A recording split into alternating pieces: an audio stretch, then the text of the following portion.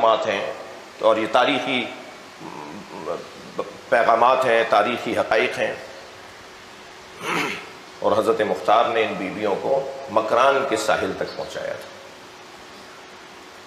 یہ حضرت تافتہ کی بیٹی نہیں ہے جو شبہ ڈالا جاتا ہے کہ یہ وہاں ایک مزار ہے ایک بزرگ کا، یہ ان کی بیٹی ہیں اور بی بی پاک دامن نہیں ہے۔ یہ وہ تو کئی سو سال بعد کے ہیں، حضرت حجویری داتا حجویری کے کئی سو سال بعد کے ہیں تافتہ صاحب، جن کی وہاں مزار ہے لاہور میں۔ اور داتا صاحب تو اس مزار پر ان کا مصلی تھا۔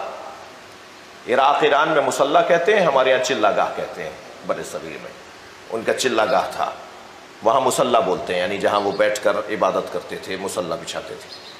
تو داتا صاحب کا تو حضرت بی بی پاک دامن کے مزار میں مصلی ہے، اور تافتہ تو داتا صاحب کے کئی سو سال کے بعد کے ہیں، اور وہ یہاں بیٹھ کر توسل کیا کرتے تھے مولا علی کی بیٹی سے۔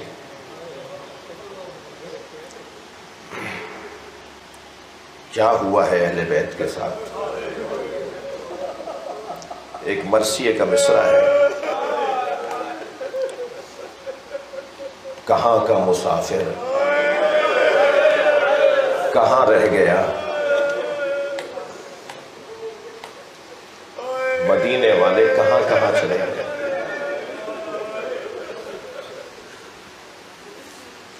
مولا علی کے بیٹے بھی علی تھے، مگر مولا علی کی بیٹیوں کا کام بھی حسینی ہے، حسنی ہے۔ جناب رقیہ بنت علی جو لاہور میں ہیں، میں کل کی مجلس میں کہہ چکا اور دستاویز بھی موجود ہے، مستند محکم ادارہ حرم امام رضا نے تحریر دی ہے اس مزار کی تصدیق پر، تصدیق کی ہے، تائید کی ہے کہ یہ مزار جناب رقیہ بنت علی کا ہے، یہ ان چھوٹے چھوٹے دو بچوں کی ماں ہے جن کے جنازے ماں نے نہیں دیکھے،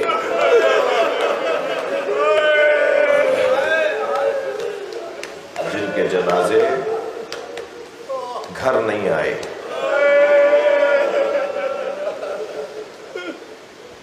یہ حضرت عباس کی بہن ہے، آج 5 محرم ہے، ابھی کچھ دیر کے بعد آپ ایک تابوت کی زیارت کریں گے، ظاہراً 2 تابوت، بڑا جگر ہے جناب زینب کبریٰ کا، شریکت الحسین بی بی، عالمہ غیر معلمہ بی بی، عقیلہ بنی ہاشم بی بی۔ جب مصیبتیں بڑھنے لگے نا تو عقل کا کمال پر ہونا یہ اہل بیت کا کمال ہے۔ عقیلہ، عقیلہ، عاقلہ نہیں، عقیلہ، جس لہجے میں قمر بنی ہاشم بولا جاتا ہے نا، اسی لہجے میں عقیلہ بنی ہاشم بولا جاتا ہے۔ جس کمال حسن پر حضرت عباس فائز تھے، کمال فہم و فراست پہ جناب زینب فائز ہے، جس کی دلیل ہوں خیمے جل رہے تھے، سر سے چادر اتر چکی تھی، بھائی بھتیجوں بچوں کے لاشیں دیکھ چکی تھی، اور بھائیوں میں بھی ایسے بھائی کا لاشا کہ جسے جناب زینب اپنے لیے سب کچھ سمجھتی تھی۔ آپ کی آوازیں بلند ہو رہی ہیں۔ جب 11 محرم کو امام حسین کے لاشیں پہ آئی تھی نا، تو امام سجاد سے کہا تھا زین العابدین دیکھ رہے ہو میرے بھائی کے بدن پہ دھوپ آ گئی ہے اور میرے اوپر میرے سر پہ چادر نہیں ہے۔ سال کی تھی، کم سن تھی، اپنے گھر کے صحن میں سو رہی تھی، تو میں نے محسوس کیا کہ سارے صحن میں دھوپ آ گئی ہے مگر میرے اوپر سایہ ہے۔ تو میں نے پہلو بدل کے جب دیکھا تو یہی بھائی تھا جو چادر پکڑے تھا۔ اب بتاؤ یہ زینب کہاں صبر کرے؟ حسین کے بدن پہ دھوپ آ گئی ہے۔ اجرکم اللہ، اجرکم اللہ۔ اللہ آپ کو کسی غم میں نہ رلائے سوائے غم اہل بیت میں، ہمیں رونے رلانے والوں میں قرار دے۔ گزارش کروں گا جب مجلس میں بیٹھے، میں بچوں جوانوں سے کہہ رہا ہوں تو تکلف کر کے نہیں رویا کرو، خاص طور پر آج تو اس بی بی کے بچوں کا ذکر ہے جس بی بی نے اپنے بچوں پہ گریہ نہیں کیا۔ کیا جناب زینب کے سینے میں ماں کا کلیجہ نہیں تھا؟ اون و محمد کے کٹے ہوئے سر دیکھتی تھی نا تو اپنا چہرہ موڑ لیتی تھی، اس لیے کہ اگر زینب کی آنکھوں میں جناب رباب نے آنسو دیکھ لیے، اجرکم اللہ، اجرکم اللہ، اگر بی بی ام لیلہ نے بی بی کی آنکھوں میں آنسو دیکھ لیے تو پھر ان کے لیے سہارا کون بنے گا؟ اجرکم اللہ۔ بار بار آ رہے ہیں نواسے، بار بار آ رہے ہیں مولا علی کے نواسے، مولا حسین کے بھانجے، جناب زینب کے بچے ماموں ہمیں شہادت کا موقع، قربانی کا موقع دیتے ہیں، ہمیں بھی موقع دیتے ہیں کہ ہم اپنی جانوں کو قربان کر رہے ہیں، اور امام حسین یہ کہہ کے لوٹا دیتے ہیں کہ کچھ دیر کے بعد آنا، ابھی وقت نہیں آیا، تم بہت کم سن ہو، تم اپنے ماں کا سہارا ہو، اپنی ماں کے ساتھ آئے ہو۔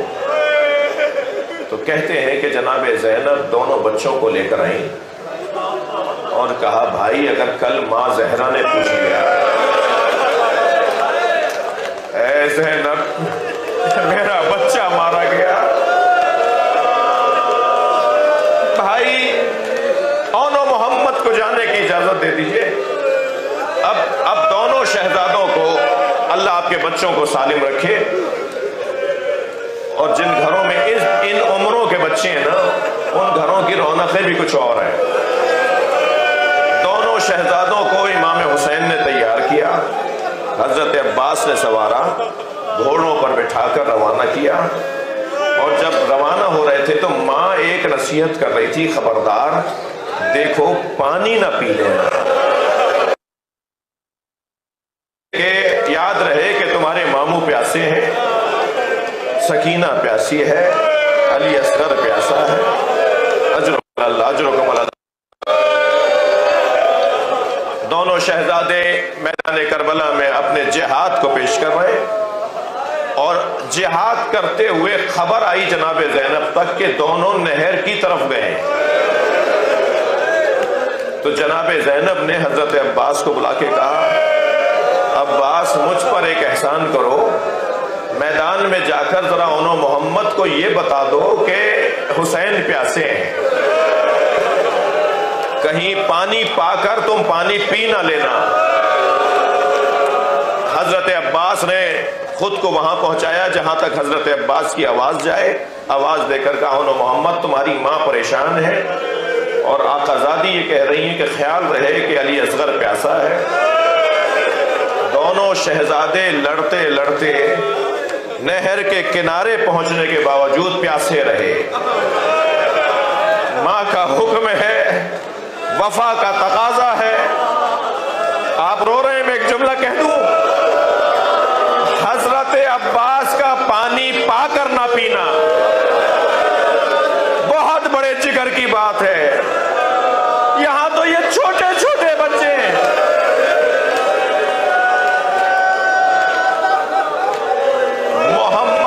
محمد شہید ہو گئے، اون زخمی گھوڑے سے گرے اور آواز دی ماموں ہماری مدد کریں۔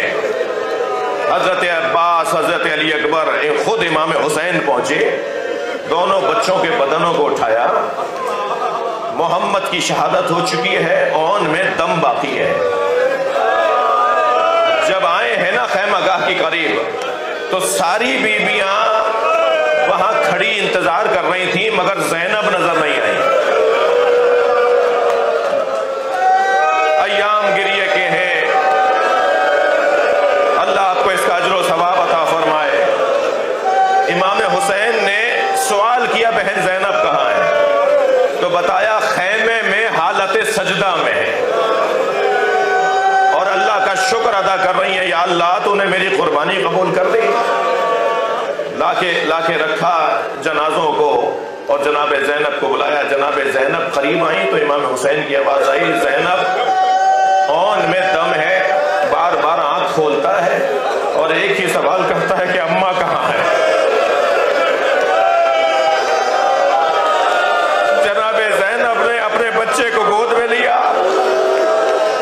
ماں کی گودی پائی، آنکھیں کھول دی،